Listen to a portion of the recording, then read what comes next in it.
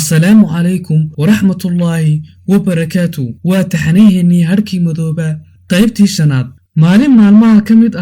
ayay subaxdii su'aaragaash ku tidhi odaygeygii Mikaayil wiilkeena boqorka waxa waayadan dambe ku habsatay murug iyo walwal adag wuxuu ugu jawaabay na iska taadibtaas ayuu ku bislaan doonaaye miyaanu boqor ahayn waa maxay cadaabka naftiisa jiif iyo joogba uga ba'ay raas Mikaayil waxa uu og yahay run qadhaadh wiilkiisa waxa kala goostay duruustii baadariyaashu u akhriyeen iyo islaamka aabihii ee qarsoon wuxuu u qaybsami laayahay dhaqankii iyo mabaadi'dii qasriga awowgii Minilik ee uu ku barbaaray iyo dardaaran hoosaadkii iyo waanooyinkii aabihii sida qarsoodiga ugu talaalay waxaa dhibtiisa sii biirshay dardaaranka awowgiisii goblonka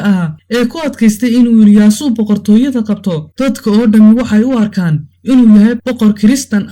oo cuskan raali ahaanshaha baadariyaasha iyo ducada qaysaska weyn ilaahayna wuxuu og yahay inuu yahay nin muslim oo dareemaya culayska mas'uuliyadda ee basaaray wuxuu u dhaxeeyaa inuu islaamkiisa cadaysto oo kolka kiniisadu u xarooto dalkoo dhanna fidno ka dhacdo iyo inuu dadka u muujiyo inuu yahay Kristan oo ku noolaado laba waji laba carabna ku hadlo kolka waa inuu kiniisada ugu tukado si aad uga duwan salaadka uu keligii ama aabihii la tukado intaas ma aha kala qaybsanaanta naftiisa iyo fikirkiisa waxay saameyn ballaaran ku yeelan doontaa dhaqankiisa taasina waxay raadayn doontaa shicibka uu u taliyo Ilyaas waa mustaqbalka malaayiin dad muslimiin waana xilli taariikheed aad u adag waxa la filayaa inuu bilaamo dagaalkii labaad ee dunida waxa isla safan Turkiga iyo Jarmalka Ingiriiska iyo reer galbeedka intiisa badan reer galbeedku waxay hore u soo degeen xeebaha badda cas iyagoo xidhiidh adag la saxeexday awowgii Minilik qaysaska iyo gudoomiyaalka gobolada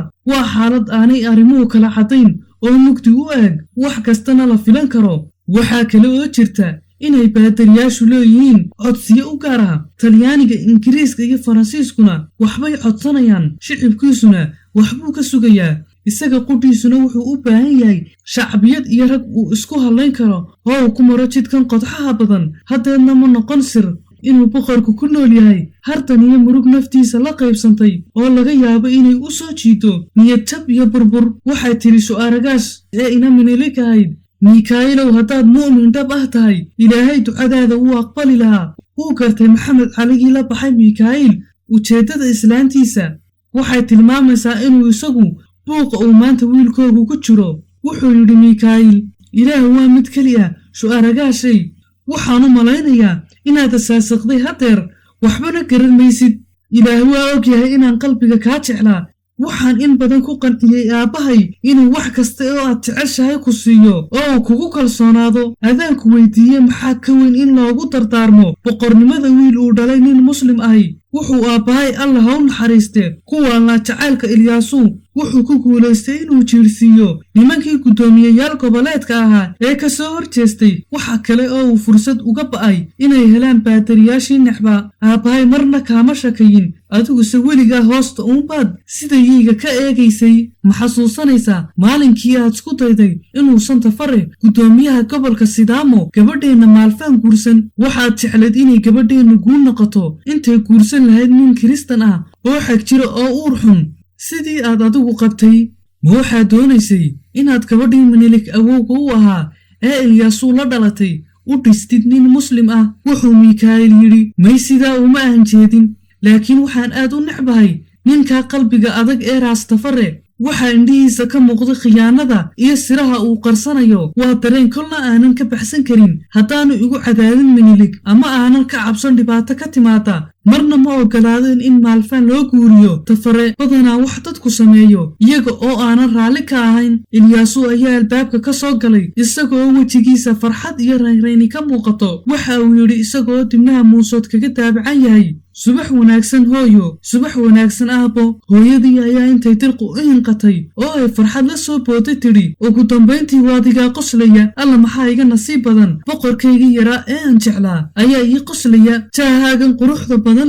waxa uu xasuusinayaa awowga Minilik xoog ayaad hooyo ugu eegtahay qosol ayuu Mikaa'il ku dhuftay isagoo xakamaynaya afadiisa wuxuu yidhi naabal aad ugu fiirso aniga uunbaa la iga soo jeexaye miyaad ilowda wixii aad waagii hore odhan jirtay sawkii aad laabta ku qaban jirtay isaga oo mujo ah ee aad dhunkashada kolkaad kala daasho odhan jirtay alla Mikaa'ilow maxaa kaaga eeg markaan daymoodaba adiga ayuunbaa iga soo dhex baxa oo sidaas ayaan u jeclahay malaha waayadan indhahaagii baa tamar dareeyey markaas ayaad wax walba qaldaysaa Shu'aragaash ayaa intay xanaaqday soo booday oo tidhi ogow aabbahay waad ka xun tahay ma xaaraan baa inaan idhaahdo awowgii buu u egyahay waxaad mar walba isku dayaysaa inaad tafirto raadka aniga iyo awowgii aanu ku leenahay jiritaankiisa maytaa ma diidani laakiinse iska yeelyeelka ayaanan ogolayn inuu aabbihii u egyahay kama dhigno in la tafirayo hooyadii iyo awowgii abaal weyn buu idiin hayaa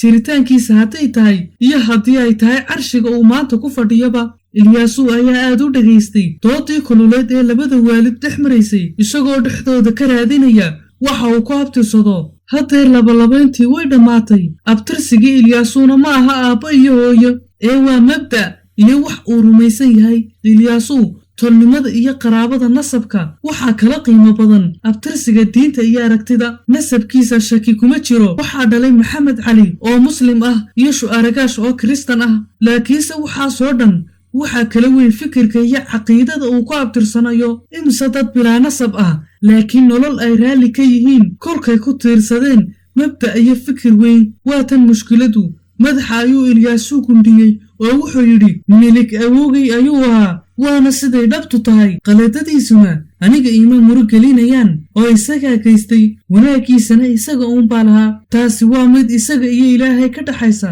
Mikaa'ilna waa aabbahay hadduu muslim yahay iyo haddii uu kristan yahayba aniguse waxaan ahay qof cusub sidaas ayaan rabaa inaan idhaahdo hooyadii ayaa ka soo dhex gashay oo tidhi awowga iyo aabbaha uunbaad sheegtay anigana waxba igama soo qaadin